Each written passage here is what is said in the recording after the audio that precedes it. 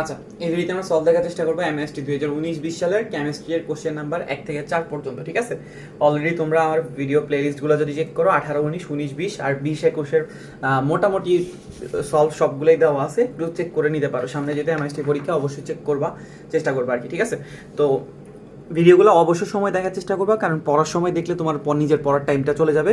যখন তুমি রিল্যাক্সে আসো বা তোমার সময় টাইম পাস করতেছো, তুমি হয়তো দেখলে তোমার কোশ্চেনগুলো আইডিয়া হয়ে গেলো, সূত্রগুলো একবার রিভাইন হয়ে গেলো। ঠিক আছে, তো আমরা একটু এক থেকে স্টার্ট করা শুরু করতে পারি। যে তোমাকে কি বলছে, তৃতীয় কক্ষপথে অবস্থিত একটা ইলেকট্রনের গতিবেগ চাইছে। ঠিক আছে, আচ্ছা, তো তৃতীয় কক্ষপথে অবস্থিত, আমরা জানি যে কক্ষপথ সংখ্যাকে আমরা কি দিয়ে প্রকাশ করি, এন দিয়ে। ঠিক আছে, তো যেহেতু আমাকে তৃতীয় কক্ষপথ বলা হয়েছে, তার মানে এন এর মান কত, 3। ঠিক আছে, তো 3 নাম্বার কক্ষপথে অবস্থিত একটা ইলেকট্রন, ওইটার আমাকে গতিবেগ জিজ্ঞেস করছে, তার মানে কি জিজ্ঞেস করা হয়েছে, ভি। ঠিক আছে, আর এখানে কি দেওয়া আছে, আমাকে একটা ব্যাসার্ধ দেওয়া আছে, ব্যাসার্ধটা হচ্ছে 4.33 ইন্টু কত, 10^10। ওকে, তো বেগ বের করার আমাদের একটা সূত্র ছিল, ভি ইকুয়াল টু কি ছিল, 2πz² ডিভাইডেড বাই NH। ঠিক আছে না, আমরা জানি যে আমাদের 3টা সূত্র ছিল, একটা ছিল ব্যাসার্ধ বের করার, আর একটা ছিল একটা কক্ষপথে অবস্থিত একটা ইলেকট্রনের শক্তি বের করার, আর একটা ছিল কি বেগ বের করা। বেগ বের করার সূত্রটা কি ছিল, 2πz² ডিভাইডেড বাই NH। তো তুমি এই ফর্মুলা দিয়েও বেগ বের করতে পারবা, কিন্তু যেহেতু আমাকে এখানে ব্যাসার্ধ প্রোভাইড করা আছে, মানে ব্যাসার্ধ দেওয়া আছে, তা আমি ব্যাসার্ধের সূত্রটা দিয়ে আমি কি করবো, বেগ বের করার চেষ্টা করবো। ঠিক আছে, তো আমাদের বোরের প্রথম স্বীকার্যতে কি বলছিল যে পরমাণুতে যে ইলেকট্রনগুলো ঘুরতেছে তাদের কৌণিক ভরবেগ কি হবে, h/2π এর পূর্ণ সংখ্যার গুণিতকের সমান হবে। ঠিক আছে, তো কৌণিক ভরবেগকে আমরা কি দিয়ে প্রকাশ করি, এমভিআর দিয়ে। আর h/2π এর পূর্ণ সংখ্যার গুণিতক, পূর্ণ সংখ্যা বলতে বুঝাইছে 1, 2 বা 3 এরকম সংখ্যাগুলো। তো এই সংখ্যাগুলোকে আমরা কি দিয়ে প্রকাশ করতেছি, এন। তো এমভিআর সমান সমান NH/2π। তুমি বলতে পারো যে এখান থেকে বেগ বের করার কারণ কি, এখান থেকে বেগ করলে কি সমস্যাটা হইতো, যেহেতু আমাকে এখানে ব্যাসার্ধ বলাই আছে, তাহলে আমি বুঝবো যে স্পেসিফিক্যালি আমার এই ব্যাসার্ধের জন্য জিনিসটা চাওয়া হয়েছে। ঠিক আছে, তো আমরা এখান থেকে কি করতে পারি, বেগটা বের করতে পারি। তো এম হচ্ছে কি, ইলেকট্রনের কথা বলছে, তো আমরা জানি যে ইলেকট্রনের ভর হচ্ছে কত, 9.1 ইন্টু 10 কত, 31। আচ্ছা, এখন এককের একটা ব্যাপার আছে, তোমার এখানে যে ব্যাসার্ধটা দেওয়া আছে, এই ব্যাসার্ধটা কোন এককে দেওয়া আছে, দেখো মিটার এককে। মিটার মানে বোঝাইতেছে কি, এসআই একক। তো এসআই এককে ভরের একক কিন্তু কেজি। তো ইলেকট্রনের ভরটা কত বসাইতে হবে, 9.1 ইন্টু 10^31। যদি এটা এসআই একক না থেকে যদি সিজিএস থাকতো, মানে সেন্টিমিটার থাকতো, তাহলে আমি এখানে 28, মানে 10^28 বসাইতাম, এবং এটা কেজি না হয় কি হইতো, গ্রাম। ঠিক আছে, আচ্ছা, এখানে আবার এইচ আছে, এইচ হচ্ছে কি প্লাঙ্কের ধ্রুবক। প্লাঙ্কের ধ্রুবকটা এসআই এককে হচ্ছে কত, 6.63 ইন্টু 10 কত, 34 জুল। ঠিক আছে, এসআই এককে এইচ এর এককটা, মানে প্লাঙ্কের ধ্রুবকের এককটা হচ্ছে কি, জুল। আর সিজিএস এ কি ছিল, আর্গ, মানে ইআরজি। ঠিক আছে, তো আমরা এখানে মানগুলোকে বসাই দিতে পারি, কত, 9.1 ইন্টু 10 কত, 31।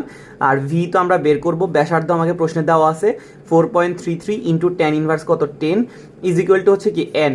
যেহেতু 3 নাম্বার কক্ষপথ বলছে, তাহলে 3, এইচ এর মান আমরা কত বসাবো, 6.63 ইন্টু 10 কত, 34, আর এখানে আছে 2π। ঠিক আছে, তো যেহেতু আমাদের কাছে ক্যালকুলেটার আছে এবং এমআইএসটিতে ক্যালকুলেটার নিয়ে কোনো সমস্যা নাই, তা আমরা এখান থেকে কি করতে পারবো, ভি এর মানটা ইজিলি বের করতে পারবো। ঠিক আছে, তো আমি এখানে ভি এর মানটা ক্যালকুলেশন করে দেখাইতেছি না। ঠিক আছে, তো পরের প্রশ্নে আমাকে বলা হয়েছে ওই কক্ষপথে চৌম্বক কোয়ান্টাম সংখ্যার মান কত হবে। তার মানে n = 3 এর জন্য তোমার চৌম্বক কোয়ান্টাম সংখ্যার মানটা কত হবে। তো আমরা জানি যে আমাদের কোয়ান্টাম সংখ্যা কয়টা ছিল, 4টা। একটা ছিল প্রাইমারি কোয়ান্টাম সংখ্যা, সেকেন্ডারি কোয়ান্টাম সংখ্যা, ম্যাগনেটিক কোয়ান্টাম সংখ্যা মানে চৌম্বকীয় কোয়ান্টাম সংখ্যা, আর একটা ছিল স্পিন কোয়ান্টাম সংখ্যা। তো n দ্বারা আমরা কি বুঝতাম, প্রাইমারি কোয়ান্টাম সংখ্যা, তাই না। তারপর সেকেন্ডারি কোয়ান্টাম সংখ্যাকে আমরা কি দিয়ে প্রকাশ করতাম, এল দিয়ে। ঠিক আছে, তারপরে ম্যাগনেটিক কোয়ান্টাম সংখ্যাকে আমরা কি দিয়ে প্রকাশ করতাম, ছোট হাতের এম দিয়ে। আর স্পিন কোয়ান্টাম সংখ্যাকে আমরা কি দিয়ে প্রকাশ করতাম, ছোট হাতের এস দিয়ে। তো এন এর মান যদি 3 হয়, এল এর ফর্মুলাটা ছিল 0 থেকে, এল এর মানটা কত হয়, 0 থেকে n-1 পর্যন্ত। ঠিক আছে, কি বলতেছি, এন এর মান যত হয়, এল এর মানটা হয় 0 থেকে n-1। তাহলে 0 থেকে কত হবে, 3-1। 3-1 বলতে আসলে কত বোঝায়, 2। তাহলে 0 থেকে 2, তার মানে 0, 1 আর 2, তাই না। কি বলতেছি, আমি আবার তোমাকে বলার চেষ্টা করি, মানে বোঝানোর চেষ্টা করি। এল এর সূত্রটা কি ছিল, 0 থেকে n-1। এন এর মানটা আমার কাছে কত আছে, 3। তাহলে 0 থেকে 3-1 মানে 2, 0 থেকে 2, তার মানে 0, 1 আর 2। ঠিক আছে, আচ্ছা, তারপরে এম এর মানটা কি হবে, এম এর মানটা হবে 0 থেকে +- L পর্যন্ত। ঠিক আছে, এম এর মানটা কত হবে, 0 থেকে +- L। দ্যাট মিনস আমাদের 0-র জন্য এম এর মানটা হবে 0, আর 1 এর জন্য হবে কত, 1 এর জন্য হবে 0 +- 1, আর 2 এর জন্য হবে কত 0 প্লাস মাইনাস 1 প্লাস মাইনাস কত 2। আর স্পিন কোয়ান্টাম সংখ্যা যে কোনো একটা অরবিটালের কথা যদি বলি তখন কি হবে প্লাস মাইনাস হাফ। তো এখানে আসলে এম এর মান বলতে এটা এই মানগুলোই চাইছে যে 0 0 plus minus 1 0 plus minus 1 plus minus 2, ঠিক আছে। এম এর সূত্রটা কি ছিল 0 থেকে প্লাস মাইনাস এম। এটাই ছিল আমাদের প্রথম প্রশ্নের উত্তর। তারপরে 2 নাম্বার প্রশ্নে আমাকে কি চাওয়া হয়েছে 0.2 মোলার বেরিয়াম হাইড্রোক্সাইডের পিএইচ কত হবে, ঠিক আছে। তো বেরিয়াম হাইড্রোক্সাইড একটা কি অ্যাসিড না ক্ষার, আমি এখান থেকে দেখতেছি বেরিয়াম হাইড্রোক্সাইড যদি মানে জলীয় দ্রবণে দ্রবীভূত হয় তাহলে বেরিয়াম 2+ তৈরি করবে আর 2 কি তৈরি করবে OH-, ঠিক আছে।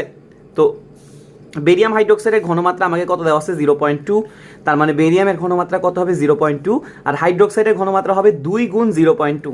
এখন 2 গুণ কেন হইলো দেখো তো, 1 মোল থেকে কয় মোল তৈরি হয়, এই বেরিয়াম তৈরি হয় 1 মোল, কিন্তু 1 মোল বেরিয়াম হাইড্রোক্সাইড থেকে হাইড্রোক্সাইড তৈরি মানে হাইড্রোক্সাইড আয়নটা তৈরি হয় কয় মোল 2 মোল, তাই এখানে 2 গুণ 0.2। আচ্ছা যেহেতু এখানে OH এর ঘনমাত্রা আছে তাহলে আমরা পিএইচ বের করতে পারবো না, আমরা কি বের করতে পারবো POH। POH এর ফর্মুলাটা কি ছিল মাইনাস লগ অফ কি OH মাইনাস, ঠিক আছে। POH এর ফর্মুলাটা কি ছিল minus log of OH minus. এখন আমি এখানে মানটা যদি ইনপুট দেই মানে OH মাইনাসের যে ঘনমাত্রা 2 গুণ 0.2 যদি ইনপুট দেয় আমাদের কি বের হয়ে যাবে POH, ঠিক আছে। তাহলে আমরা কি পাই যাবো POH। তো আমরা একটা ফর্মুলা জানতাম যে PH প্লাস POH এর যোগফলটা কত হয় 14। যেহেতু আমার কাছে POH এর মান আছে আমরা এখান থেকে ইজিলি কি করতে পারবো PHটা বের করে ফেলতে পারবো, 14 থেকে বিয়োগ করে দিলে কাজ শেষ, ঠিক আছে। তো আমরা ক্যালকুলেশনটা আর করতেছি না, সময় যাবে, এই জন্য কি বললাম বেরিয়াম হাইড্রোক্সাইডটা জলীয় দ্রবণে গেলে বেরিয়াম আয়ন তৈরি করে আর 2টা হাইড্রোক্সিল আয়ন তৈরি করে।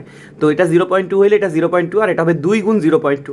পরে আমরা যেহেতু হাইড্রোক্সিল আয়নের ঘনমাত্রা আছে তো আমরা এখান থেকে POH বের করতে পারবো। তো POHটা বের করলাম, পরে 14 থেকে বিয়োগ করে দিলে PH পাই যাবো, ঠিক আছে। আচ্ছা তারপরে তোমাকে কি বলেছে সিলভার ক্লোরাইডের দ্রাব্যতার গুণফলের সমীকরণটা লিখো, ঠিক আছে। সিলভার ক্লোরাইড এটা যদি মানে দ্রবণে যায় কি কি আয়ন তৈরি করবে সিলভার আয়ন আর কি ক্লোরাইড আয়ন, ঠিক আছে। তো আমরা দ্রাব্যতাকে কি দিয়ে প্রকাশ করি S দিয়ে, তাহলে এখানে সিলভার আয়নের ঘনমাত্রাটা কত হবে S, ক্লোরাইড আয়নের ঘনমাত্রাটাও কত হবে S। তো আমরা যদি দ্রাব্যতার গুণফল বের করি, দ্রাব্যতার গুণফলের ফর্মুলা কি ছিল যে স্বল্প দ্রবণীয় লবণে আয়নগুলার ঘনমাত্রার গুণফলকে কি বলে দ্রাব্যতার গুণফল।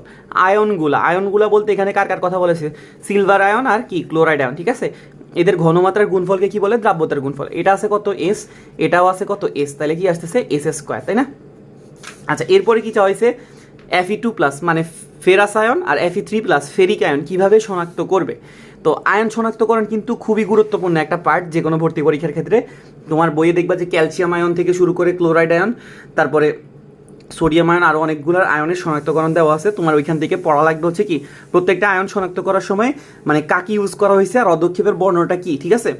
তো আমাদের এখানে চাওয়া হয়েছে Fe2+ মানে ফেরাস আয়ন আর কি চাইছে Fe3+ মানে ফেরিক আয়ন। Fe2+ আর Fe3+ শনাক্ত করার জন্য আমরা কি ইউজ করি, আমরা ইউজ করি হচ্ছে পটাশিয়াম ফেরোসায়ানাইড। কি ইউজ করি পটাশিয়াম ফেরোসায়ানাইড, এটা একটা জটিল যৌগ। Fe3+ এর জন্য সেম যৌগ ইউজ করি পটাশিয়াম কি ফেরোসায়ানাইড FeCN6 K4FeCN6, ঠিক আছে। যদি Fe2+ হয় তাহলে পটাশিয়াম ফেরোসায়ানাইড দিলে এটা কি অদক্ষেপ দিবে, এরা হালকা নীল বর্ণের অদক্ষেপ দিবে, কি করবে হালকা নীল, ঠিক আছে। আর যদি আমি ফেরিকের মধ্যে পটাশিয়াম ফেরোসায়ানাইডকে ফালাই তাহলে এখানে আমাকে কি অদক্ষেপ দিবে গাঢ় নীল অদক্ষেপ দিবে। কি বললাম আমরা Fe2+ আর Fe3+ কে আলাদা করবো কেমনে, Fe2+ এর মধ্যে যদি আমি পটাশিয়াম ফেরোসায়ানাইড দিই আমাকে হালকা নীল অদক্ষেপ দিবে, আর যদি Fe3+ এর মধ্যে পটাশিয়াম ফেরোসায়ানাইড দিই তাহলে কি দিবে গাঢ় নীল অদক্ষেপ। অথবা আরও একটা ওয়ে আছে, তুমি যদি Fe2+ এর মধ্যে পটাশিয়াম ফেরোসায়ানাইড না দিয়ে পটাশিয়াম ফেরিসায়ানাইড দাও, পটাশিয়াম ফেরিসায়ানাইডের সংকেত হচ্ছে কি K3FeCN6, ঠিক আছে K3FeCN6। আর ফেরোসায়ানাইডের সংকেত ছিল মানে পটাশিয়াম ফেরোসায়ানাইডের সংকেত ছিল K4FeCN6।